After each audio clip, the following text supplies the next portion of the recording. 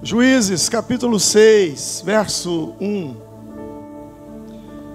Porém, os filhos de Israel fizeram o que parecia mal aos olhos do Senhor.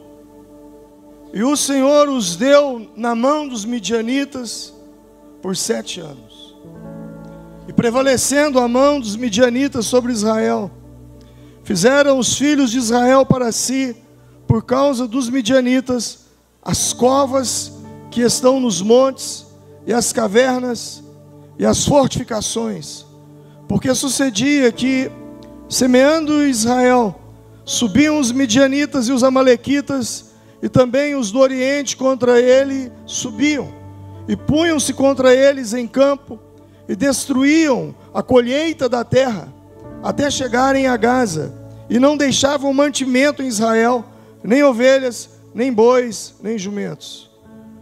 Porque subiam com seus gados e tendas, vinham como gafanhotos, em tanta multidão, que não se podiam contar, nem a eles, nem aos seus camelos, e entravam na terra para a destruir. Assim, Israel empobreceu muito pela presença dos midianitas. Então, os filhos de Israel clamaram ao Senhor. Verso 11. Então o anjo do Senhor veio e assentou-se debaixo do carvalho que está em Ofra, que pertence a Joás, o Abiezrita. E Gideão, seu filho, estava malhando trigo no lagar para o salvar dos midianitas. Então o anjo do Senhor lhe apareceu e disse: o Senhor é contigo, homem valente, varão valoroso. Mas Gideão lhe respondeu: ai, Senhor meu, se o Senhor é conosco, por que tudo isso nos sobreveio? E que é feito de todas as suas maravilhas que nossos pais nos contaram, dizendo: não nos fez o Senhor subir do Egito, porém agora o Senhor nos desamparou e nos deu na mão dos midianitas? Então o Senhor olhou para ele e disse: vai nessa tua força e livrarás a Israel da mão dos midianitas. Porventura não te enviei eu? Pai, obrigado pela leitura da tua palavra. Senhor, nós precisamos tanto de uma palavra. Nós temos vivido dias tão difíceis, dias de tanta incerteza, de tanta insegurança, dia de tanta ansiedade, de tantas doenças emocionais, de tantas doenças psicossomáticas. Senhor, nós temos vivido um tempo tão complexo nos relacionamentos conjugais, complexo nos relacionamentos familiares, complexo nos relacionamentos no campo profissional. Eu preciso tanto que o Senhor desça nesse lugar e fale conosco por intermédio das Escrituras, da tua palavra, Senhor. E eu sei que o Senhor fará isso, e por isso eu já te agradeço, em nome de Jesus, amém. Todos digam graças a Deus. Irmãos, todos nós temos um ideal de vida. Todos nós temos sonhos, todos nós alimentamos sonhos no nosso coração, temos objetivos na nossa vida, temos metas a alcançar.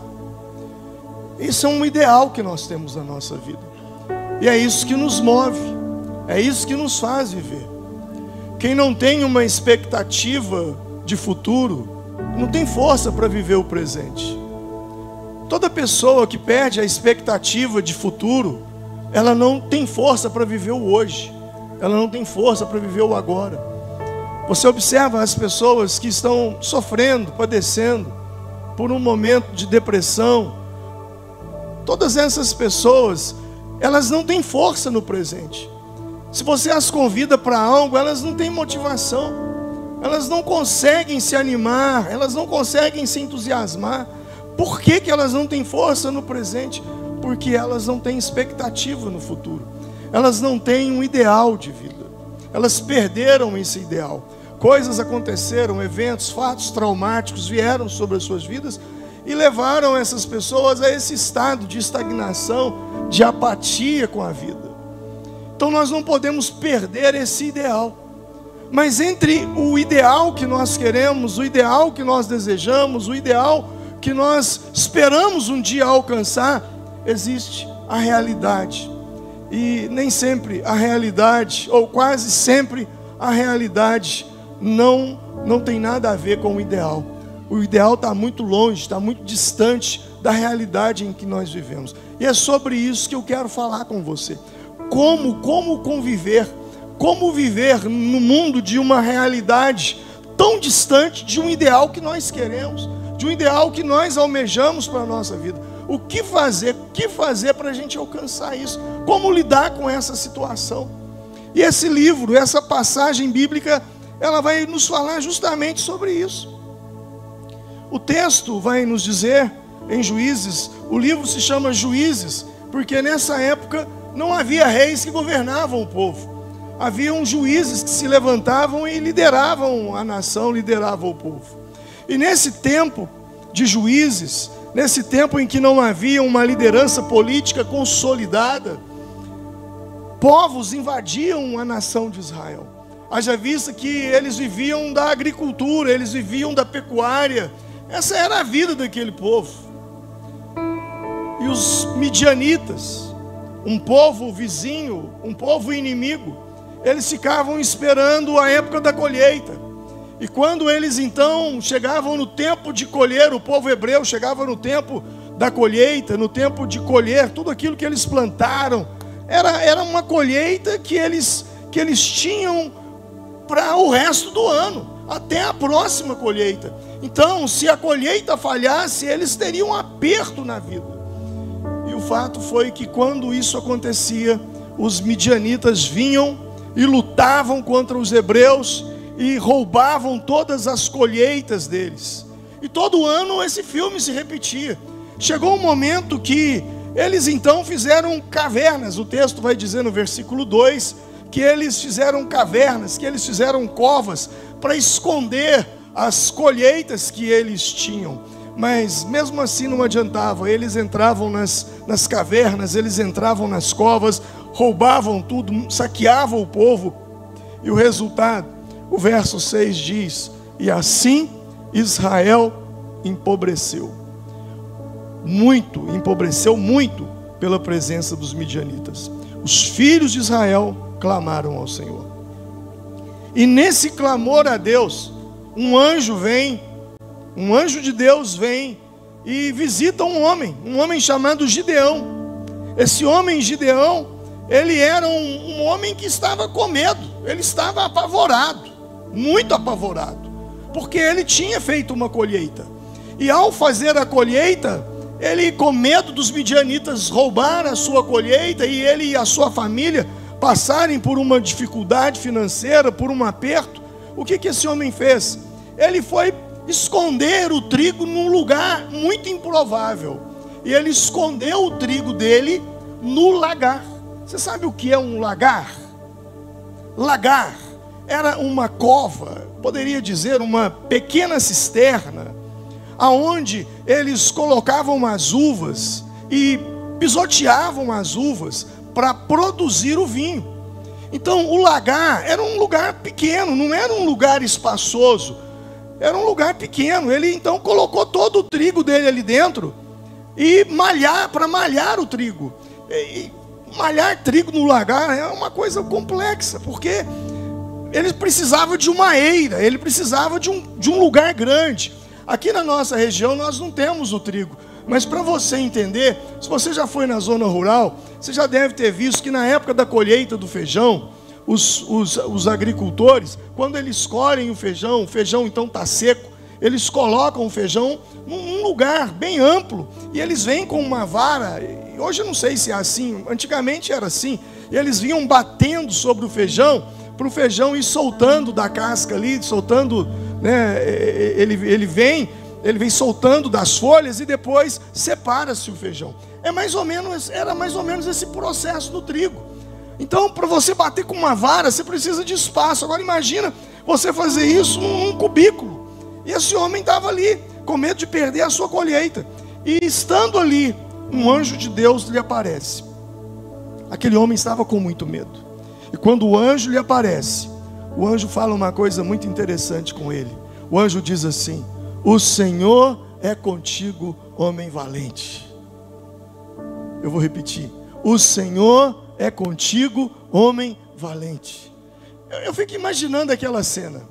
Quando o anjo diz para ele: o Senhor é contigo, homem valente, ele deve ter olhado: homem valente? Aonde? Era com ele que o anjo estava falando. E o anjo dá ordens para ele e diz: olha, você vai ser usado por Deus para livrar o povo hebreu da mão dos midianitas. E mais tarde esse homem monta um exército com milhares de pessoas, e Deus manda uma ordem para que os covardes, os tímidos, os que tivessem com medo, deixassem o exército, e deixou uma grande turma. Depois ele diz, Deus fala: agora leva esse povo para beber água, e fique atento, aquele que beber a água como um cão lambe a água, você vai separá-los para a batalha. Eram mais de 32 mil homens, mas na fritada dos ovos só sobraram 300. Então houve uma grande batalha. Depois, mais tarde, Deus dá a vitória para Gideão com apenas 300 homens. Mas o que esse texto tem a nos ensinar? O que esse texto tem a nos falar? Sobre realidade e ideal. Realidade era o que eles estavam vivendo: um momento de pobreza, um momento de empobrecimento, um momento de falta do que comer, e ainda atacado por inimigos. A primeira coisa, se você quer transformar o seu ideal na sua realidade, e não a sua realidade no seu ideal, imagino que a realidade que você vive está muito distante do ideal que você deseja viver. O ideal é que você transforme, é que você alcance o seu ideal, e alcançar o seu ideal, você transforme esse ideal na sua realidade. Mas a verdade é que muita gente já não tem mais esperança, é que muita gente já não tem mais expectativa de vida, de dias melhores. E essas pessoas, ao invés de transformar o ideal na sua realidade, está transformando a sua realidade no ideal. E esse texto vai nos ensinar sobre isso. O fato de Gideão estar escondido ali para preservar a sua colheita, a sua conquista, nos mostra uma coisa: ele tinha discernimento. Ele tinha discernimento que havia um inimigo que mais cedo ou mais tarde poderia atacar e roubá-lo. O interessante é que todas as vezes que Israel plantava, lá estava o inimigo para roubar a sua colheita. E eles já estavam se acostumando com aquela situação. Eles já estavam tendo aquilo por algo normal. É normal, a gente planta, vem alguém e rouba. Sabe, não é uma coisa normal, mas eles estavam. Quando algo começa a acontecer de uma forma recorrente em nossa vida, a tendência é que a gente transforme aquilo em algo normal, e não podemos. Imagina, para você ter ideia, era como se fosse o salário deles. Imagina, você recebe o seu salário no mês de janeiro e vem um ladrão e lhe rouba. No mês de fevereiro acontece a mesma coisa. No mês de março, abril, maio. Isso não é normal. Mas eles estavam começando a ter aquilo como algo normal. E é assim que muitas vezes a gente age na nossa vida. Nós fazemos tudo certo e dá tudo errado. Nós temos tudo para ser feliz e somos infelizes. Trabalhamos muito e não temos nada. Cremos em Deus, mas o nosso resultado muitas vezes é como se nós fôssemos incrédulos. E a pergunta é: até quando você vai suportar isso? Até quando você vai fazer de conta que tudo isso é normal? Até quando você vai deixar o inimigo entrar na sua vida, destruir o seu casamento, destruir a sua família, arrebentar com os seus negócios, destruir a sua saúde? Até quando você vai ver o seu casamento indo para o ralo? Até quando você vai ver a sua família sendo destruída? Até quando você vai ter isso por normal? Até quando? Até quando você não vai recobrar a consciência e dizer: ei, eu não posso aceitar isso. Isso não é normal. Não é normal que casamento seja o que eu esteja vivendo. Não é normal que vida familiar seja o que eu estou vivendo. Não é normal que vida financeira é o que eu estou passando. Até quando você vai tolerar isso? Eu acho que foi domingo passado, no domingo de Páscoa, que eu disse que você não pode reclamar daquilo que você tolera. Sem coerência, sabe? E Gideão, ele teve esse conhecimento. Ele viu que ele estava numa guerra. Ele teve esse discernimento. E ao ter esse discernimento, ele então se prepara. Ele se prepara para o inimigo. A pessoa que não tem conhecimento da palavra, ela vai sofrendo, ela vai passando por várias desgraças na vida. E o pior é que ela começa a atribuir tudo aquilo de ruim a Deus. E essa é a tática do diabo. Essa é a tática do inimigo. Tornar as pessoas incrédulas, amargas e revoltadas contra Deus. Ah, foi Deus que permitiu que o meu casamento fosse destruído. Foi Deus que aquela tragédia, aquela desgraça. E a gente vai tendo isso por normal e colocando a culpa como se Deus fosse culpado e se revoltando. No verso 13 do capítulo de número 6, ele começa a entender. Ele não estava entendendo o porquê que aquilo estava acontecendo de uma forma recorrente. E olha o que diz aí o verso 13. Mas Gideão lhe respondeu: ai, Senhor meu, se o Senhor é conosco, por que tudo isso nos sobreveio? O que é feito das suas maravilhas? O que é feito dos nossos pais, daquilo que os nossos pais nos contaram, nos dizendo que não nos fez o Senhor subir do Egito, pois agora o Senhor nos desamparou e nos deu nas mãos dos midianitas. Olha, ele começa a pensar que a culpa é de Deus. Ele diz: olha, se o Senhor, ó Deus, existe, se o Senhor é conosco, por que o Senhor está permitindo tudo isso acontecer na nossa vida? Por que o Senhor está permitindo? E o que aconteceu com as histórias que os nossos pais nos contaram? Que o Senhor nos tirou do Egito, abriu o mar vermelho, fez tanta coisa. Cadê esse Deus? Por que o Senhor não age na nossa vida? Ele pensava que era um problema de ordem normal, natural. Embora visivelmente o problema dos israelitas fossem os midianitas e outros povos, por detrás havia uma questão espiritual.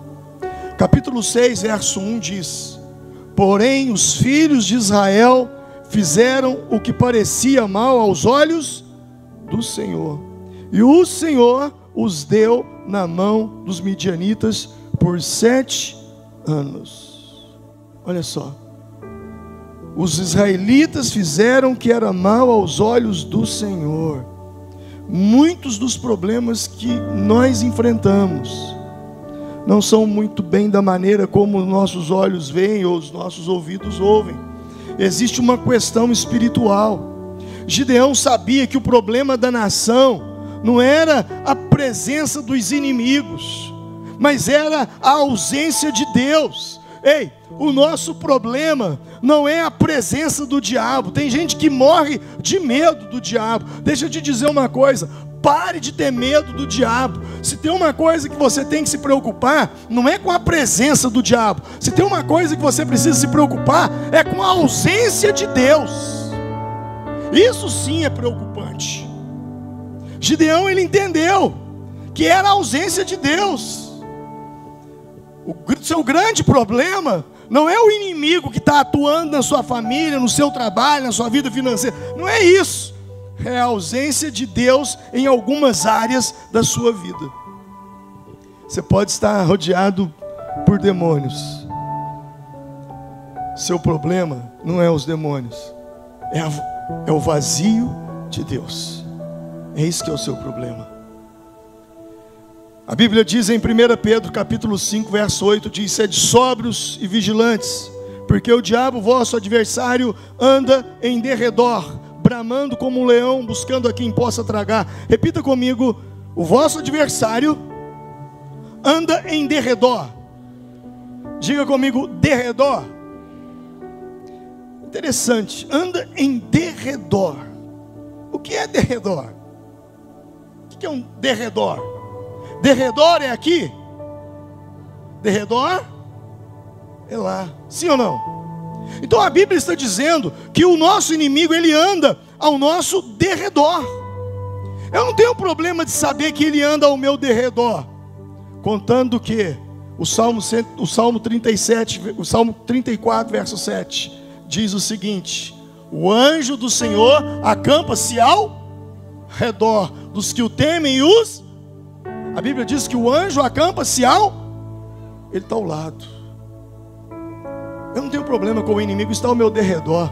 A minha preocupação é se o anjo está ao meu redor. É isso com que eu e você precisamos sim nos preocupar, o anjo ao nosso redor. Então a questão não é o quanto o diabo está próximo de você, mas é o quanto você está distante de Deus. A Bíblia diz em Tiago, capítulo 4, versos 7 e 8: resistam ao diabo e ele fugirá de vós. Aproximem-se de Deus e ele se aproximará de vocês. Então não é temer o mal, não é temer o mal, não é sobre temer o mal, é sobre não se aproximar da luz, é sobre não se aproximar do bem. E Gideão, ele me mostra uma coisa, que ele conhecia as suas limitações. No verso 15, olha o que ele diz: ai, Senhor meu, com que livrarei a Israel? Eis que a minha família é mais pobre em Manassés, e eu, o menor na casa de meus pais. Ele sabia da condição de si mesmo, ele reconheceu as suas limitações, e ele sentiu-se fraco. O que me chama a atenção é que é dessa forma que nós, quando nós temos conhecimento das nossas limitações, quando nós nos sentimos fracos, nós ativamos o modo poder de Deus. Em 2 Coríntios, capítulo 12, a Bíblia diz: a minha graça te basta, pois o meu poder se aperfeiçoa na sua fraqueza. Diga comigo: a minha graça te basta, pois o meu poder se aperfeiçoa na fraqueza. Deixa eu falar um pouquinho sobre graça. Eu acho que é um momento oportuno. Quantas vezes você já ouviu eu falar sobre graça? Levante a mão. O que significa a palavra graça? Favor? Essa palavra graça essa semana foi destaque nos jornais no Brasil. Vocês viram no mundo da política? Quando o Supremo, eu não gosto de chamar de Supremo aquele negócio ali, aquele Tribunal Federal de Juízes, quando eles condenam um deputado a 8 anos de prisão, e aí vem o presidente da República e baixa um decreto concedendo a aquele deputado o quê? Graça. Essa foi a palavra, graça. Quando eu vi aquilo, eu pensei: o povo da minha igreja deve estar lembrando das minhas pregações. Eu não quero me ater ao lado político disso, eu quero falar de Deus. Sabe, nós estávamos condenados ao inferno, nós estávamos condenados à morte. Mas a Bíblia diz que Jesus veio ao mundo e morreu por nossos pecados, e através de Jesus nos fora concedido a graça. Então o que é graça? Favor imerecido. Diga comigo: graça é favor imerecido. Então eu recebo algo que eu não mereço. Eu vou te dar um exemplo do que é graça. Um menino menor de idade, um garoto de 16 anos, pega o carro do pai escondido, dá a partida e sai. Só que ele não sabe dirigir direito. E quando chega numa esquina, ao invés dele pisar no freio, ele pisa no acelerador. E ao pisar no acelerador, ele entra na casa do vizinho, ele derruba a grade do jardim do vizinho, destrói o jardim e bate na porta da casa. O vizinho ouve aquele barulho e sai imediatamente para ver o que aconteceu. E lá estava um menino no carro do pai. O vizinho poderia ter feito uma coisa: pegado o telefone e ligado para a polícia e dizendo: olha, um menor de idade entrou na minha casa com um veículo e destruiu o meu jardim. O vizinho podia fazer isso, sim ou não? Sim ou não? Sabe qual é o nome disso? Justiça. Amém? Justiça. Mas o vizinho não fez isso. Ele poderia ter feito outra coisa. O quê? Ele poderia ter chegado ali e dito: olha, menino, você tem carteira? Não, não tem. Então vai embora, dá uma ré nesse carro e vai embora para sua casa. Ou peça o seu tio, o seu pai para vir aqui te buscar. E fique por isso mesmo. O vizinho podia fazer isso? Sim ou não? Sim. Sabe qual é o nome disso? Misericórdia. Mas o vizinho resolveu fazer outra coisa. Ele chegou para o menino e falou: qual é o seu nome? E ele disse: olha, meu nome é José. Você tem quantos anos? 17 anos. De quem é esse carro? É do meu pai, peguei escondido. Você tem carta de motorista? Não, não tem. Então vou fazer uma coisa com você. Eu vou pagar a autoescola para você. Eu vou mandar consertar esse carro. Eu vou contratar alguém para refazer o estrago lá da grade. Vou contratar um jardineiro para replantar o meu jardim. Vou contratar um pedreiro para acabar aqui, terminar, ou melhor, consertar o estrago que fez aqui na parede da minha casa.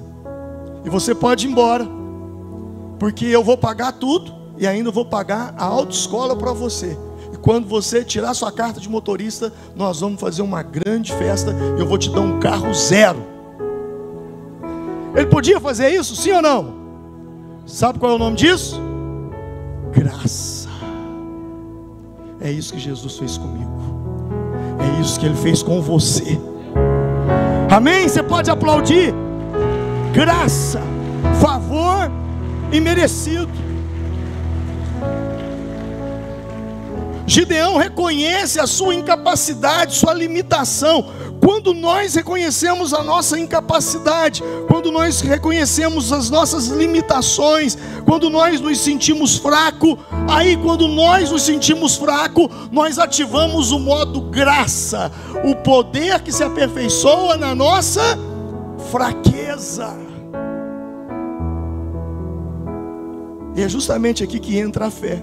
Porque eu sei que eu sou limitado, mas eu sei que o meu Deus é poderoso e pode fazer na minha vida. A consciência das nossas limitações, com o conhecimento das Escrituras, da palavra, gera a consciência da fé. De que eu não posso, eu não consigo, eu não tenho capacidade, mas Ele pode, e nele então eu posso todas as coisas, porque Ele é quem me fortalece. Sabe, com Gideão eu aprendo algo com o sofrimento, porque quando ele passa por aquela situação, aquele medo de perder a colheita, eu aprendo algo, que o sofrimento ele vem para nos dar experiências com Deus. Foi o sofrimento que o levou para o lagar, foi o sofrimento que o levou para aquela situação. E foi no sofrimento que Deus veio. Salomão, o sábio, diz que é melhor estar na casa do luto do que na casa do aniversário, do banquete. Porque no luto a gente vê o fim de todas as coisas. Sabe, é muito difícil Deus tocar na nossa vida quando tudo vai bem. Porque quando tudo vai bem, a gente acha que aquilo que nós estamos vivenciando, experimentando, é porque nós merecemos, é porque nós somos inteligentes, é porque nós nos formamos, nos dedicamos, estudamos, nós somos dotados, capacitados, nós somos pessoas que têm uma capacidade de fazer e tal, e está tudo bem. Então você quer sorrir, você quer festejar, você quer se alegrar, você não tem tempo para Deus, você não quer saber de Deus, você não quer pensar em Deus. Eu acho que é muito mais difícil administrar o sucesso do que o fracasso. Mesmo porque no fracasso só se aproxima de você quem de fato te ama e quem de fato gosta de você. Mas o sucesso atrai gente que não tem nada a ver. Só se aproxima por interesses. Então Gideão agora, nesse momento de sentindo a sua fragilidade, sentindo-se um fracassado, é que Deus vem. Deus sempre vem ao nosso encontro, ou digo, nos primeiros momentos, quando nós o conhecemos, é justamente quando nós sentimos que frustrados, decepcionados com as pessoas. Eu estava vendo agora há pouco ali uma senhora revoltada, né? Parece que ontem, acho que foi ontem, não sei, não acompanhei bem, não li tudo o artigo, talvez até possa estar enganado, mas parece que teve um carnaval no Rio de Janeiro e uma menina que estava ali, ela teve um acidente gravíssimo e veio a óbito. E agora há pouco eu estava vendo a mãe revoltada, chorando, dizendo: nenhum dos responsáveis esteve no velório da minha filha, nenhum deles. E o carnaval seguiu. Quando eu vi aquela mulher naquele choro, eu falei: ela está no ponto certinho de se encontrar com Jesus. Porque é justamente quando a gente percebe que o mundo nos abandona, que o mundo nos rejeita, que as pessoas, a gente pensava que tínhamos amigos, mas descobrimos que não tínhamos naquele momento. E é justamente nesse momento de decepção que nós nos abrimos para que o Senhor entre na nossa vida e nos visite. Então eu aprendo com Gideão que o sofrimento vem para nos dar experiências com Deus. Eu aprendo com ele que nas nossas lutas não vem apenas para nos devolver aquilo que nós perdemos, não. A luta, a batalha que nós enfrentamos, ela vem para dar aquilo que nós nunca tivemos. A batalha, ela vem para nos tornar pessoa que nós nunca fomos. Então preste atenção, a batalha na vida daquele que tem fé, a batalha, a luta na vida daquele que tem Deus, não é uma batalha para você empatar, não. Você batalha, você luta para não perder. Mas o fato é que quando a gente mergulha em Deus, em meio às batalhas da vida, além de sairmos com aquilo que tínhamos, nós ainda saímos com mais, porque ela vem para nos dar aquilo que nós nunca tivemos. Depois você estuda sobre a Guerra dos 6 Dias, que aconteceu, se não me falha a memória, em 69, acho que 69, não me falha a memória, 67, 69, em Israel, quando os países vizinhos vieram atacar. Eles vieram atacar, juntaram a Síria, o Egito, o Líbano e a Cisjordânia, e eles estavam num dia de jejum, os judeus todos jejuando, se não me falha a memória, era o dia de Yom Kippur, e eles atacam Israel para destruir Israel, e os homens, as mulheres lançam mão das armas, e a guerra durou 6 dias, porque a ONU entrou. A ONU entrou por quê? Porque os inimigos entraram para tomar Israel, tomar as terras deles, e Deus foi tanto com aquele povo que a guerra durou 6 dias.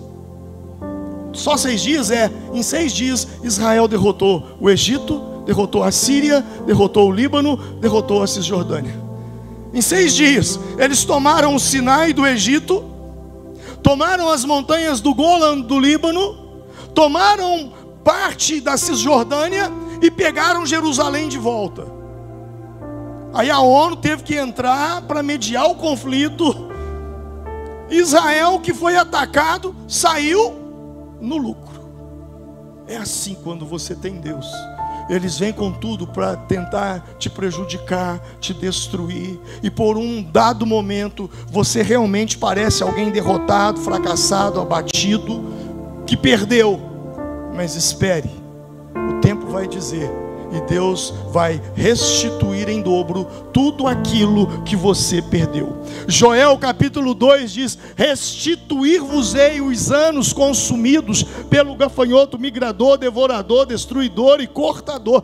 Deus vai restituir. Quando você busca, é isso que acontece. As nossas lutas, elas não vêm apenas para nos devolver aquilo que perdemos, mas vêm para nos dar, acrescentar aquilo que nunca tivemos. E outro detalhe, nós nos tornamos pessoas muito melhores depois de uma batalha, depois de uma luta intensa. Uma coisa que eu vejo aqui nesse texto é ser limitado. Outra coisa é conhecer a sua realidade. Ele precisava de uma eira, mas tudo que ele tinha era um lagar. O ideal para ele era uma eira, mas o que ele tinha era um lagar. E há uma lição aqui para a minha vida, há uma lição aqui para você. A sua realidade, a minha realidade,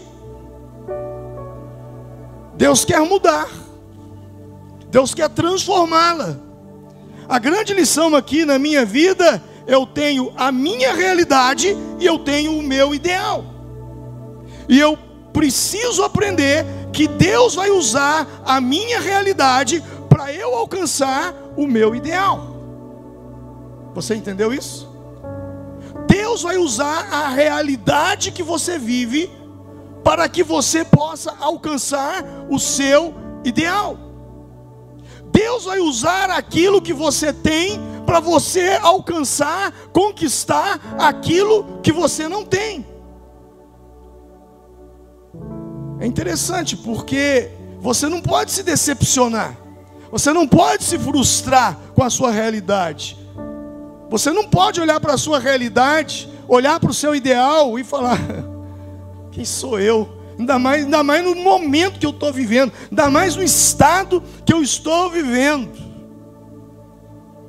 Você não tem que se decepcionar, você não tem que se envergonhar, você não tem que se frustrar com a sua realidade. Pelo contrário, você precisa encarar a sua realidade, trabalhar a sua realidade, para que através dela você possa mudar.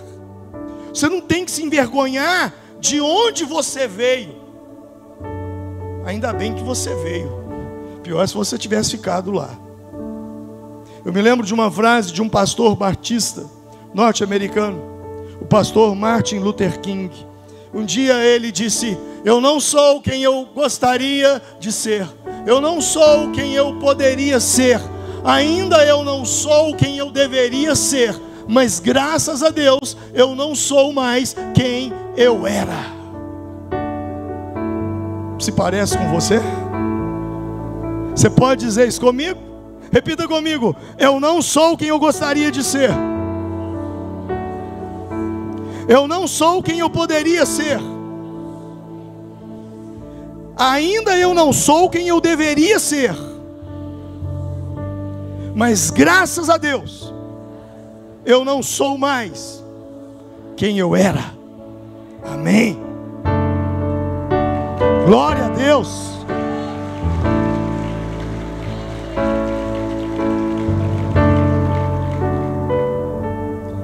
Sabe qual que é o grande problema nosso? É que a gente quer melhorar 100%. Mas se você começar a melhorar 1% todo dia, não queira melhorar 100% não, melhore 1%. E quando você melhorar 1%, melhore mais 1%. E quando você melhorar mais 1%, melhore mais outro 1%. O grande problema é que nós queremos alcançar. A minha mãe dizia assim: meu filho, você quer avançar na lua pensando que é queijo. Deve ser um ditado mineiro, né? Talvez você quer tudo de uma vez, e não é assim que as coisas acontecem. Não é dessa forma.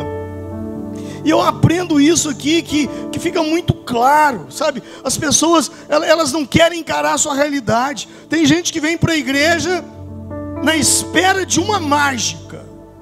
Pastor, não é milagre? Não. Tem pessoas que vêm em busca, tem pessoas que estão buscando Deus por um milagre.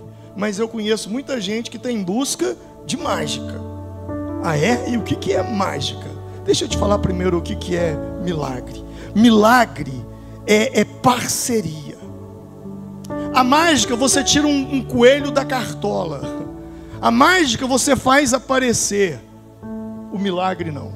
O milagre não é feito sozinho. Quando eu digo que o milagre não é feito sozinho, porque o milagre é uma parceria. Sem Deus, você não pode. Sem você, Deus não quer fazer. Ele foi ressuscitar Lázaro, defunto de 4 dias. E ao chegar ali, havia uma pedra enorme no túmulo. Jesus, com seus poderes de ressurreição, ele poderia levantar a sua mão e dizer: pedra, saia daí. E aquela pedra sairia. Como aconteceu na ressurreição dele. Mas não foi isso que ele fez. Você lembra o que ele fez? Havia uma multidão ali. E o que ele disse? Tirem a pedra. E depois que eles tiraram a pedra, Jesus ressuscitou o morto. Lembra do milagre da multiplicação de pães e peixes? Não é o milagre da aparição de pães e peixes, é o milagre da multiplicação. Houve uma matéria-prima. A matéria-prima era qual? Senhor, nós só temos 5 pães e 2 peixinhos e mais nada. E Jesus então, tendo dado graças, o partiu e deu ao povo. E toda aquela multidão de mais de 5.000 homens se alimentaram daquilo. Então, mágica é você esperar Deus fazer. Milagre é você agir em parceria com Deus. É você fazer a sua parte. É fazer aquilo que você precisa fazer. É não terceirizar para Deus suas responsabilidades.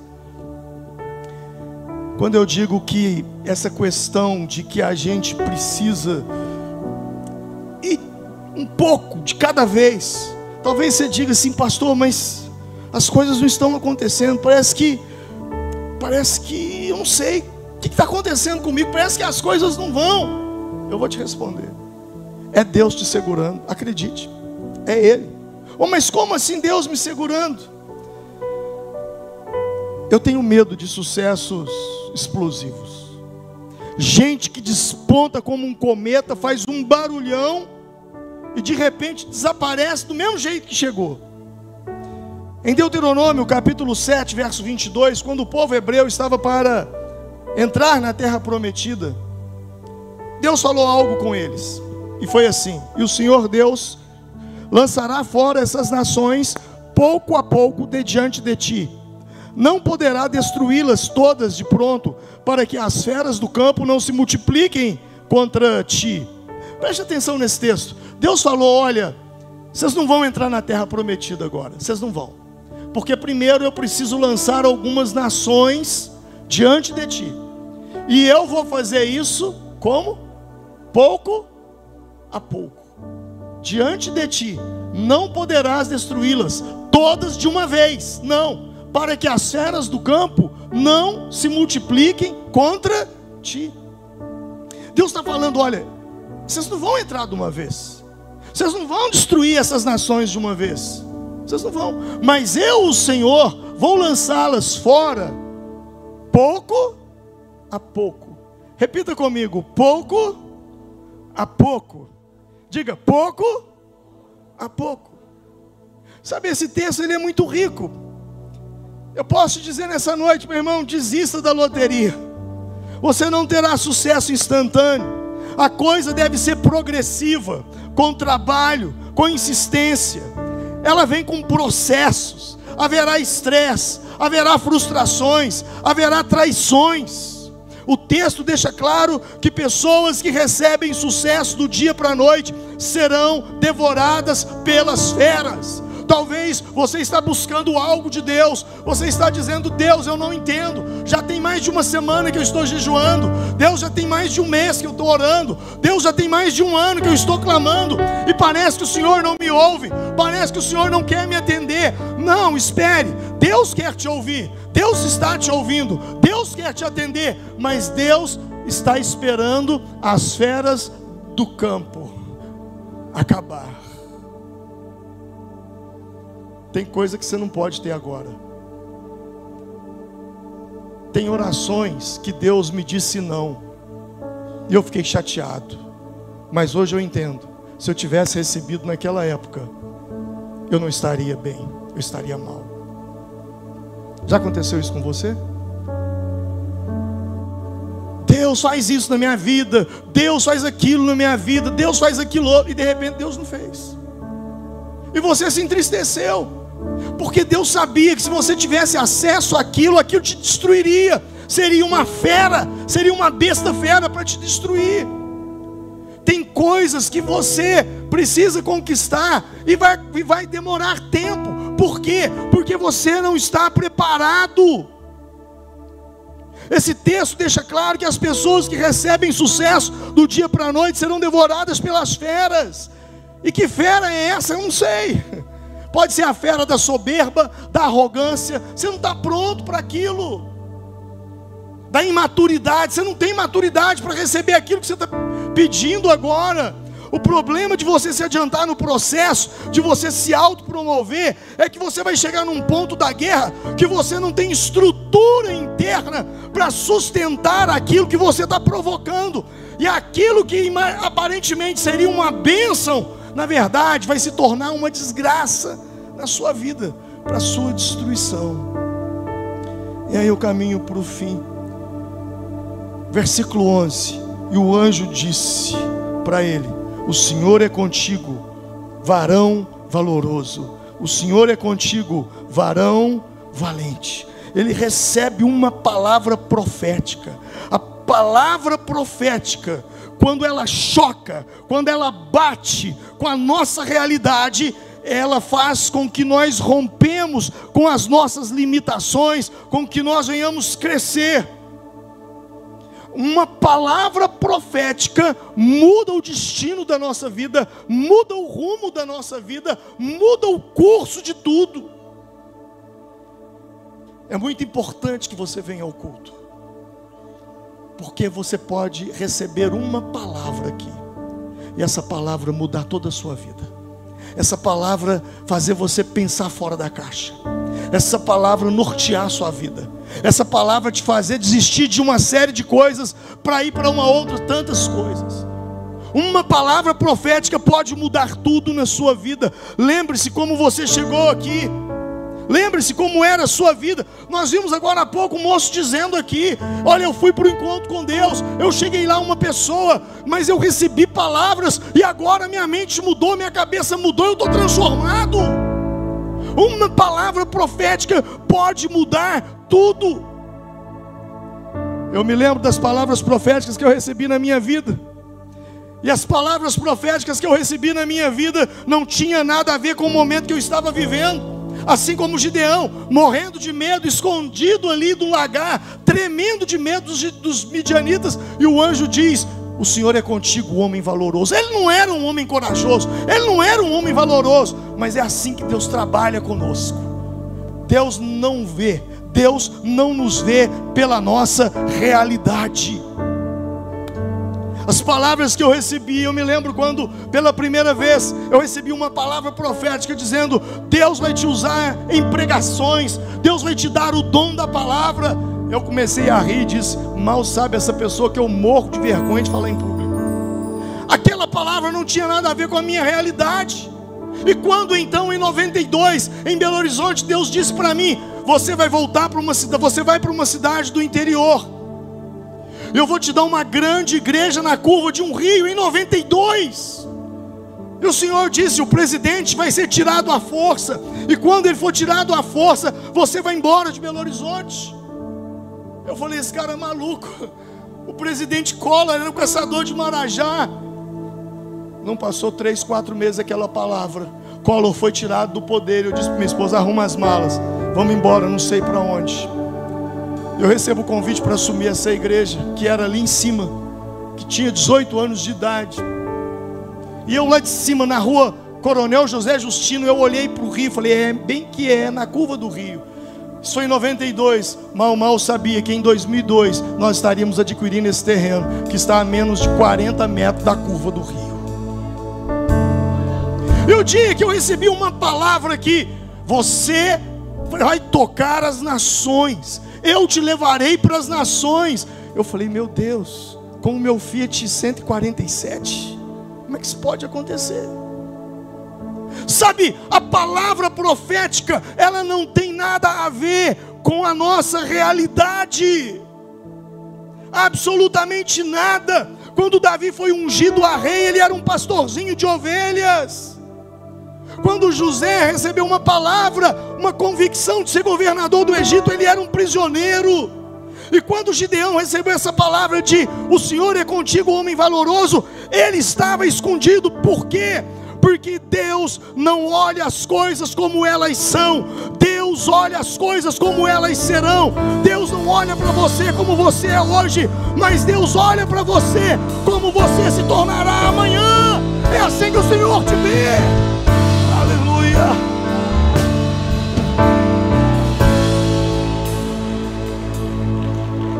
Deus enxerga em você virtudes que você não consegue enxergar. Vamos nos colocar em pé nesse momento. Você precisa ter consciência disso. Deus enxerga em você virtudes. O mundo pode te chamar de fracassado, o mundo pode te chamar de derrotado, o mundo pode... Mas você tem valor diante de Deus. Você é uma pessoa que tem muito valor diante de Deus. Tenho aqui uma nota na minha mão.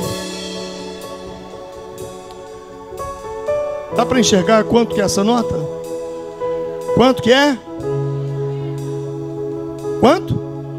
R$20.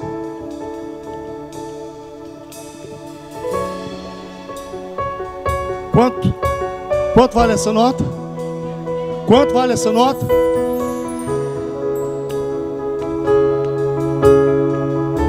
Quanto vale essa nota?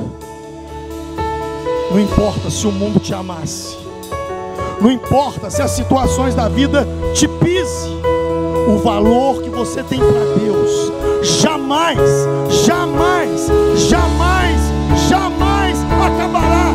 Jamais acabará. O Senhor te chama, o Senhor te diz: Ele é contigo, varão valoroso. Ele é contigo, homem valoroso. Ele é contigo, mulher valorosa. Não importa as lutas que você esteja enfrentando, não importa os desafios que são maiores do que você, não importa se o mundo está te engolindo, o Senhor te diz: eu sou contigo, homem de valor. Eu sou contigo, mulher valorosa. Feche os seus olhos por um instante. Curva a sua cabeça. Talvez você esteja nessa noite como Gideão, escondido, amedrontado, tantas coisas vindo contra você, tantas notícias ruins chegando para você. Cada hora é uma notícia ruim. Talvez você recebeu notícias essa semana que te abalaram, notícias que te aborreceram tanto, te entristeceram tanto. Talvez alguém chegou para você e disse: olha, você não está com nada, você é um derrotado, você é a imagem do fracasso, acabou, desiste. Essa é a palavra que Gideão estava acostumado a ouvir das pessoas, mas naquele dia ele ouviu de um anjo: o Senhor é contigo, homem valoroso. Oh, o Senhor é contigo, mulher valorosa. Deus trouxe você aqui nessa noite porque você precisa dessa palavra, para você romper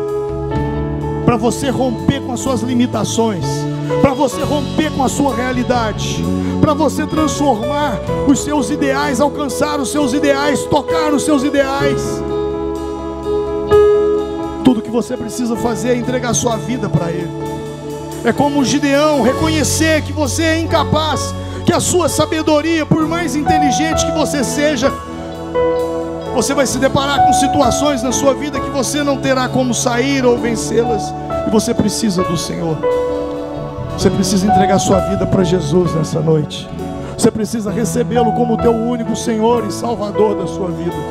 Você precisa confessá-lo como Senhor, e que Ele ressuscitou dentre os mortos, e que Ele pode perdoar os seus pecados. Se nessa noite você deseja entregar a sua vida para Jesus, repita comigo essa oração. Repita comigo dizendo: Senhor Jesus, nessa noite eu ouvi a Tua palavra e eu entendi que eu preciso do Teu toque, do Teu amor, do Teu poder. Jesus, eu quero entregar a minha vida nas Tuas mãos. Eu reconheço que Tu és Senhor. Eu reconheço que o Senhor ressuscitou dentre os mortos e tem poder para perdoar os meus pecados. Recebe-me, Jesus. Amém.